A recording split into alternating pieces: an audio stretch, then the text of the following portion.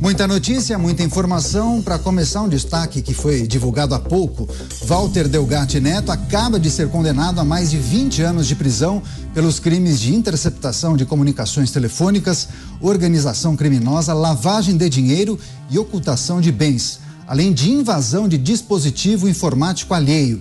A sentença foi dada pelo juiz Ricardo Leite, da 10ª Vara Federal Criminal do Distrito Federal, responsável pela ação da Operação Spoofing, que investigou a chamada Vaza Jato. Na CPMI dos atos do dia 8 de janeiro, Delgatti fez acusações contra Jair Bolsonaro e a deputada Carla Zambelli, como assumir grampo contra o ministro Alexandre de Moraes. Vamos começar o nosso giro de análises. Vamos a Brasília. José Maria Trindade. Zé, seja muito bem-vindo, uma ótima noite a você. Queria, naturalmente, nesse tema de abertura, pedir sua análise e avaliação acerca dessa condenação. Walter Delgatti Neto foi penalizado, mais de 20 anos de prisão por conta daquelas invasões de dispositivos de várias pessoas, muitas autoridades, inclusive, né, Zé? Pois é, juridicamente se diz, Daniel, de uma árvore podre que dá frutos podres, né? E parece que os frutos desta árvore podre chamada Delgatti estão dando frutos aproveitáveis aí para a oposição, né? Muito boa noite, viu, Daniel? Boa noite, Pavinato, sempre aí firme de plantão nos estúdios da Jovem Pan em São Paulo. Boa noite, Cristiano Beraldo, e boa noite também o Fernando Capês, exatamente, meu grande Capês. E boa noite a você, que sempre está aqui nos acompanhando nos pingos, nos is. Olha, esse processo, esse episódio na vida política nacional vai ser sim interpretado no futuro. Devo dizer que este fruto podre desta árvore podre é um jargão no mundo jurídico, essa história de que árvore podre dá fruto podre que não pode ser usado, ou seja, imprestável juridicamente. E é tão evidente isso que o advogado de Lula Zanin, hoje ministro do Supremo Tribunal Federal, não utilizou esses dados no pedido de invalidação do processo contra o presidente Lula, né, na 10ª Vara. Não foi usado oficialmente, não foi incluído, porque se sabia juridicamente que não há como aproveitar provas de um processo assim, uma invasão, né, de páginas pessoais de autoridades. Foram várias autoridades invadidas, né? E nesse caso ficou ali na cabeça dos ministros do Supremo e dos juízes as conversas, os diálogos roubados, né? Mas não foram usados oficialmente no processo. Quer dizer, foi uma estratégia bem sucedida do advogado naquela época de Lula, né? E que não foram usados oficialmente. Essa condenação vem exatamente reforçar que esta é uma árvore podre, portanto, produz frutos podres. E a gente assusta porque hoje a gente está, no dia da condenação, falando do Delgatti como se fosse um corregedor-geral do país, falando do ex-presidente Jair Bolsonaro, falando de Sérgio Moro, falando de outras pessoas como se fosse uma grande autoridade ou se fosse uma pessoa crível, né? Então, foi uma condenação esperada. Evidentemente que a gente não esperava 20 anos, né? Mas a soma dos crimes é que produz isso. Portanto, é uma justiça, porque não se pode invadir a intimidade das pessoas. Eu sempre digo o seguinte: todas as constituições recepcionaram esse sigilo. O sigilo produz fragilidades, produz interpretações diversas, né? Costumo dizer que nem casamento sobrevive a uma quebra de sigilo bancário, fiscal e telefônico. Vai ver lá aquelas mensagens e vai provocar desconfiança, vai ver aqueles gastos, enfim, é assim. Então, não é à toa que houve na legislação de sempre a proteção, a correspondência, a proteção ao sigilo. E ele invadiu e quebrou exatamente essa legalidade. É uma condenação que deve perdurar. Pois é, o hacker Walter Delgatti Neto, condenado a mais de 20 anos de prisão pela Operação Spoofing, justamente por invadir celulares de várias autoridades e depois divulgar, vazar muitos conteúdos que foram acessados. Fernando Capês, seja muito bem-vindo, uma ótima noite a você. Essa condenação pode mexer de alguma forma no entendimento daquilo que foi dito por Delgatti à CPMI dos atos do dia 8 de janeiro, quando ele tratou da questão que envolve urnas, ou mesmo as recentes declarações dele, os depoimentos à Polícia Federal? Bem-vindo. Sem dúvida. Muito boa noite, Daniel Caniato, boa noite, Cristiano Beraldo, boa noite, meu amigo Thiago Pavinato, aqui que estivemos juntos no Linha de Frente, boa noite, José Maria Trindade, e uma boa noite especial a todos os fiéis amigos e amigas da Jovem Pan. Olha, a questão aqui é a seguinte: essa condenação é uma condenação que, de certa forma, pegou de surpresa. Muita gente não esperava mais que saísse alguma coisa daquele processo do qual se originou, originado da Operação Spoofing. Veja só, agora que ele foi condenado, ele está numa sinuca de bico. Porque a deputada federal Carla Zambelli diz que o contratou apenas para que ele desse uma informação, uma análise técnica, porque ele é um hacker, ele é um especialista em furar sigilo, fizesse uma análise técnica da credibilidade das urnas eletrônicas. Levou até o presidente da República, numa ação tresloucada e imprudente, mas levou. Lá, segundo o ex-presidente Jair Bolsonaro, ele foi encaminhado ao Ministério da Defesa porque o presidente não entende dessa área e encaminhou ao Ministério da Defesa para que ali se discutisse e ele se verificasse se ele tinha alguma informação ou não. E ele foi tido como um amador com relação a isso. Pois bem, o que ele diz não é isso. O que ele diz é que ele, Walter Delgatti, condenado a 20 anos de reclusão, ele diz que, enquanto respondia a um processo criminal por ter invadido o sistema, a conversa um grupo de procuradores da Lava Jato, violado o sigilo e provocado toda a confusão que ele acabou provocando, enquanto ele respondia a um processo criminal, ele mesmo diz que estava praticando crime. Isso não foi dito por ninguém. Até agora ele não conseguiu comprovar isso. Até agora, isso que ele disse não tem prova nenhuma, a não ser a palavra dele. Mas a dele, de que continuou praticando o crime, ele disse que invadiu o site do CNJ, que expediu um mandado de prisão falsa contra o ministro do Supremo Tribunal Federal, diz que invadiu as redes e o sistema do Tribunal Superior Eleitoral. Ele acabou de dar todos os motivos para a decretação da prisão preventiva dele. Se foi decretada a prisão preventiva do ex-diretor-geral da Polícia Rodoviária Federal, Silvinei Vasquez, sem nenhum motivo, ou seja, foi decretada com base num receio. O receio de que testemunhas que tinham prestado depoimento em dezembro do ano passado, que essas testemunhas já tinham prestado depoimento, sofressem algum tipo de receio por parte do diretor regional da Polícia Federal, diretor-geral da Polícia Rodoviária Federal, que não era mais diretor, que portanto não tinha nenhuma condição mais de incutir temor reverencial nas testemunhas, que não tinha contemporaneidade. Agora ele está admitindo, o Walter Delgatti admite que solto, ele pode invadir sistemas e praticar crime. Por esta razão, a meu ver, não só a condenação é uma novidade, como a necessidade de decretação da prisão preventiva por haver contemporâneo risco à ordem pública de que ele solto continue praticando novos crimes. Pois é, a condenação de Walter Delgatti Neto a mais de 20 anos de prisão pela Operação Spoofing, ele que invadiu os celulares de várias autoridades e também acabou vazando muitos conteúdos. Thiago Pavinato, ótima noite a você, excelente semana. O quão importante é essa condenação, Pavi, o quanto ela põe em xeque aquilo que revelou Walter Delgatti Neto, por exemplo, a CPMI dos atos do dia 8. Boa noite, Caniato. Boa noite, Beraldo, Capês. Boa noite, Zé, nossa audiência. Menos para o Walter Delgatti, né, que está aí amargando agora uma condenação, mas vale lembrar, é uma sentença exarada por um juiz de primeira instância, da qual cabe recurso, da qual caberá recurso especial, da qual caberá embargos de declaração, da qual caberá recurso extraordinário, embargos de declaração e embargos infringentes não mais, porque o Código Civil de 2015 acabou com essa figura, mas também o STF acabou com o Código Civil de 2015, nós vamos falar daqui a pouco. Então é uma decisão de primeira instância. E no Brasil nós sabemos que decisão de primeira instância não se comemora. No Brasil, nós sabemos que uma decisão de primeira instância, ela não quer dizer absolutamente nada.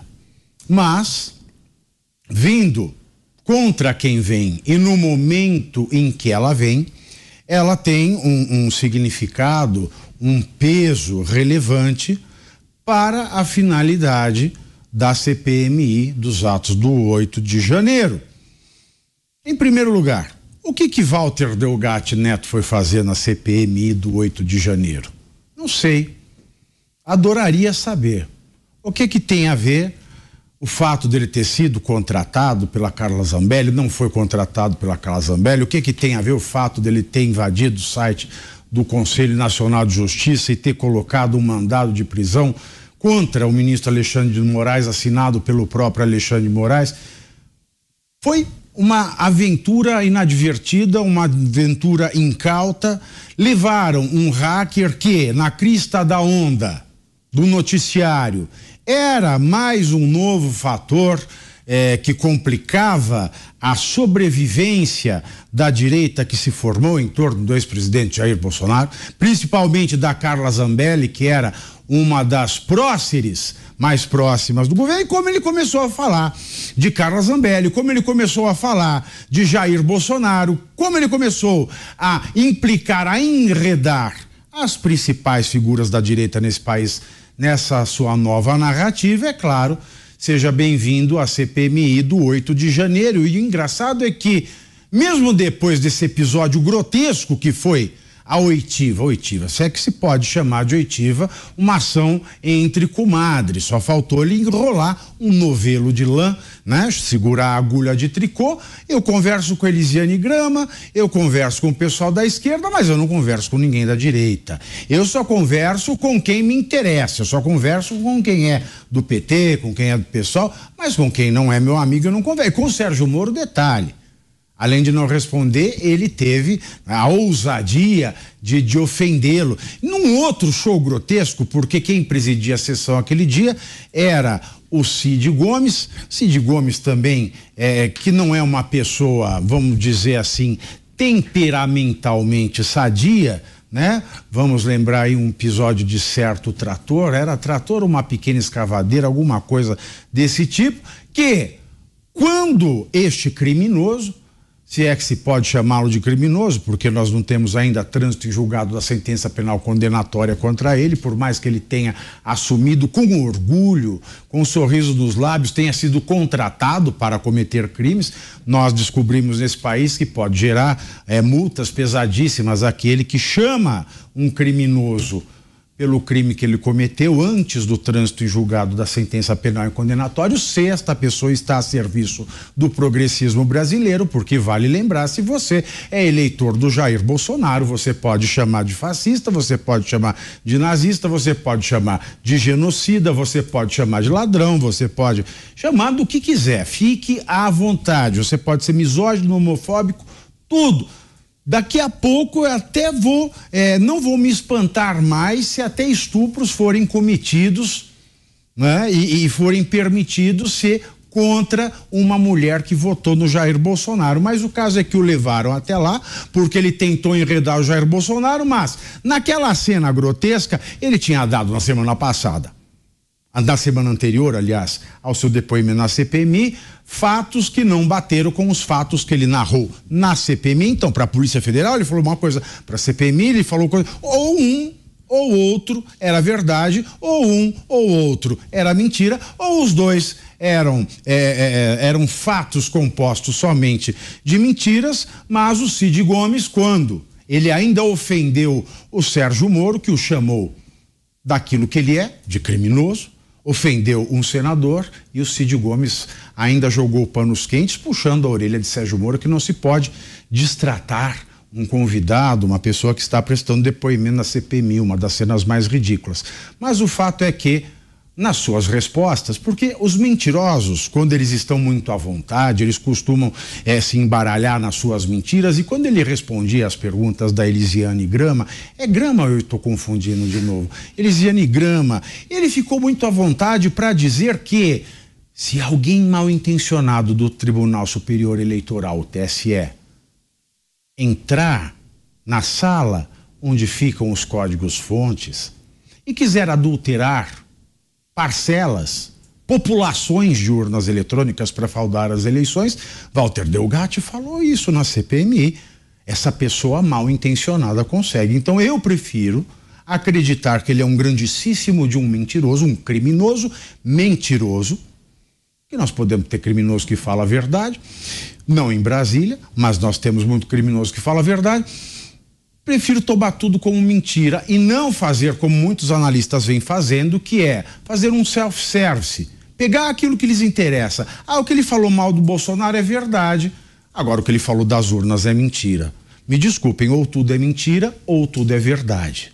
Então nós não podemos fazer esse self-service e agora com esta condenação nós vemos aí o desfecho da primeira parte do processo daqueles crimes, que além dos crimes que ele cometeu com a Vaza Jato, ele também cometeu crimes de lavagem de dinheiro. Então não é só a invasão, não é só a divulgação da quebra do sigilo de correspondência eletrônica, mas também o crime de lavagem de dinheiro. Então nós temos um criminoso condenado em primeira instância dentro do nosso sistema jurídico, que eu costumo chamar, Capês, eu inventei um nome, eu vou virar um doutrinador do processo penal. Já é. O Brasil, ele tem uma figura muito interessante que é o condenado provisório.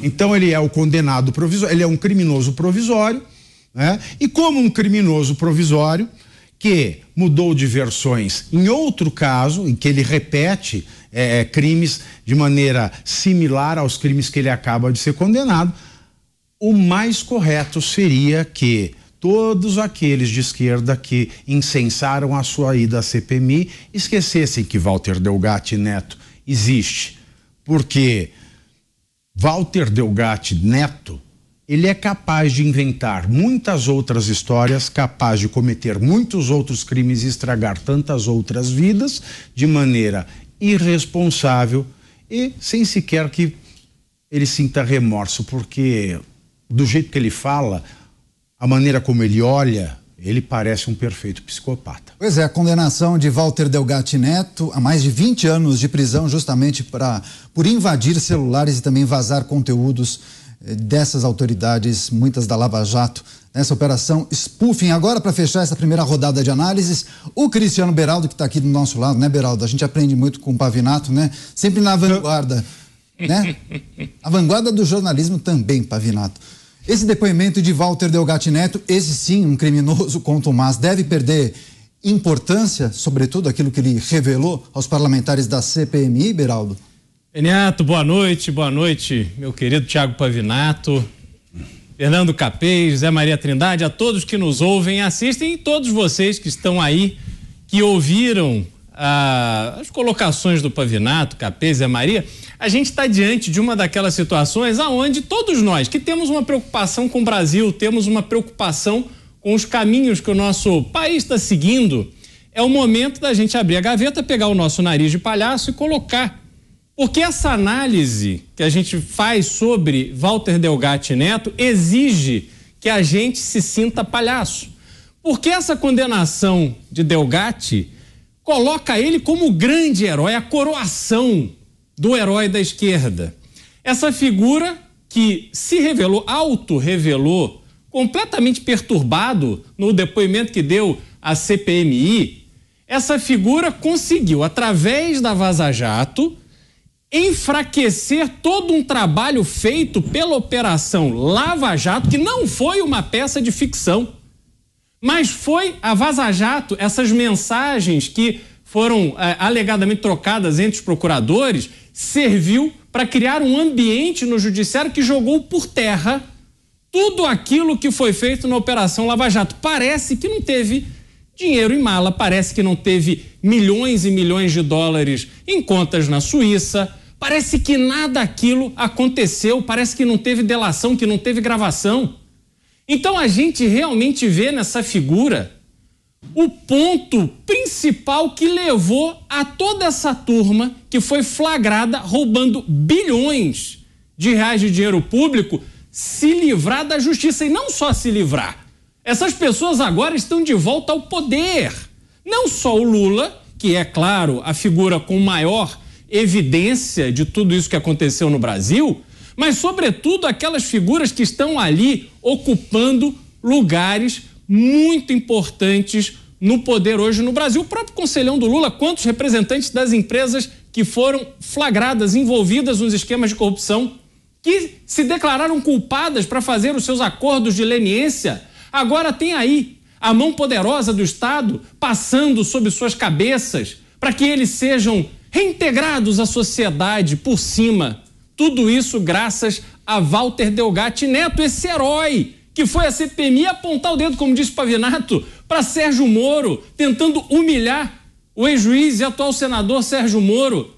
E a gente tem que assistir a tudo isso achando que está tudo normal. Não está tudo normal. Essa figura não pode ser celebrada. Essa figura, Walter Delgatti Neto, não pode ser alguém que tenha a sua palavra levada em consideração, porque quantas oportunidades ele já nos deu de fazer uma avaliação daquilo que ele realmente é. Então, essa condenação é uma condenação que precisa ser confirmada pelas instâncias superiores, mas para o tipo de herói que a esquerda tanto valoriza, é, como eu disse, uma coroação. Pois é, inclusive tem algumas informações adicionais, porque o juiz Ricardo Leite, da 10ª Vara Federal Criminal do Distrito Federal, colocou algumas informações na sua decisão. A gente relembra que cerca de 1.000 números telefônicos foram alvo de Walter Delgatti Neto nesse período em que ele foi investigado. E aí, segundo o juiz, os crimes cibernéticos foram direcionados a várias autoridades públicas, pessoas de destaque social, e ele chegava a propor a venda do material para veículos de imprensa por R$200 mil. Zé Maria Trindade, esse ponto trazido pelo Beraldo me parece também muito importante, fundamental, olhando para o retrovisor. Se não fosse Delgatti Neto, eu acho que o país seria outro, né? Ah, sim.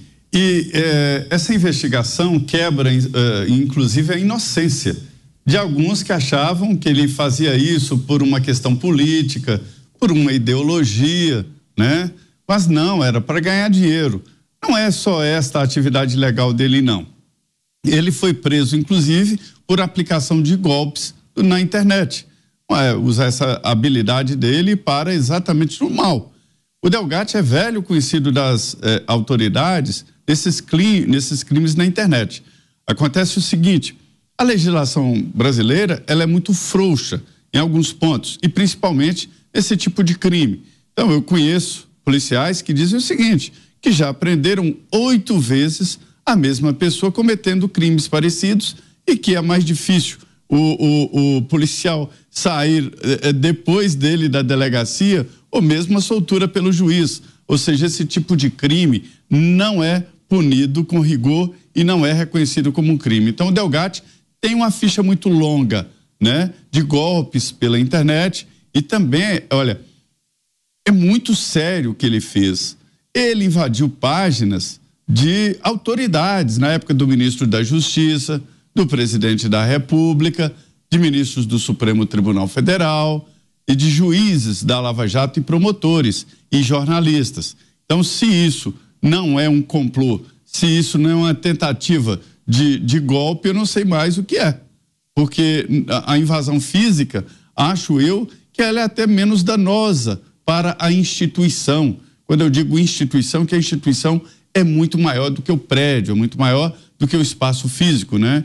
Então, o Delgatti é um desses que painaram aí na legislação de uma maneira muito tranquila, e agora a gente sabe o que ele faz e sabe exatamente por que ele está sendo punido. O estranho é dar tanta credibilidade para ele a ponto de usar o que ele falou, a ponto de usar as suas declarações contra um grupo que esteve no poder e que está sendo agora foco de várias investigações, e por isso mesmo pode ser alvo desse tipo de crítica. Então, o Delgatti não é crível, porque é um criminoso.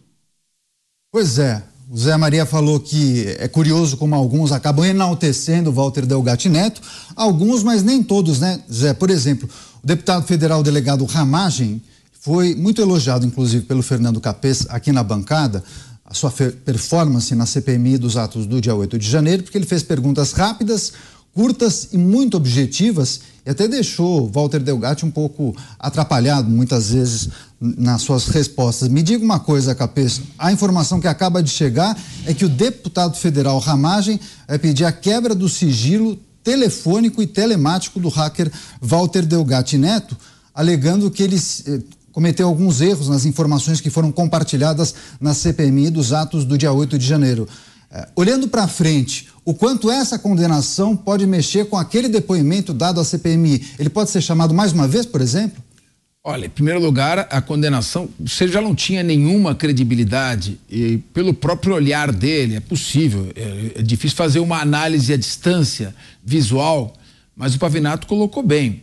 Ele tem um olhar, um comportamento que sai da normalidade, que se aproxima muito de um psicopata, que é um doente moral, né? Desprovido de... psicótico. No mínimo psicótico, completamente fora de uma normalidade psicológica. Isso já afeta frontalmente a credibilidade do que ele está dizendo. Agora, a condenação criminal, ela vale como um selo de incredulidade, um selo de falta absoluta de confiabilidade no seu depoimento. Se antes o depoimento já valia pouco, agora não vale nada que ele está falando.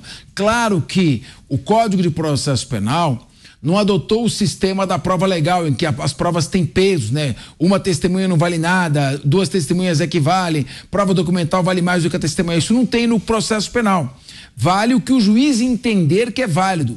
Porém, o juiz vai precisar fundamentar muito no caso do depoimento dele prestado perante a CPMI, para que possa dar algum tipo de credibilidade capaz de extrair um resultado concreto.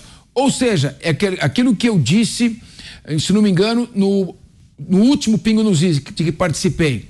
Ele pode até comprovar que ele esteve com a Carla Zambelli, tem até fotografia.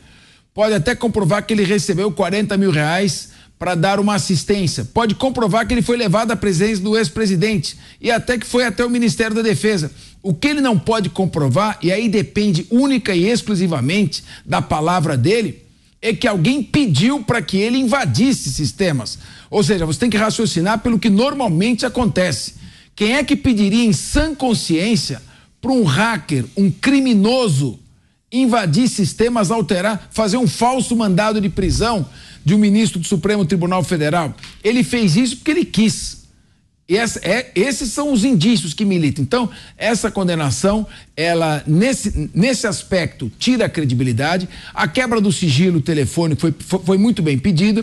Isso poderá, inclusive, apontar se ele conversou com deputados da situação antes de se dirigir ao depoimento, que tipo de mensagem que eles trocaram, se ele recebeu dinheiro de alguém para ir até a CPMI, se ele está sendo pago, remunerado para isso, ou seja, afunda ainda mais a credibilidade dele.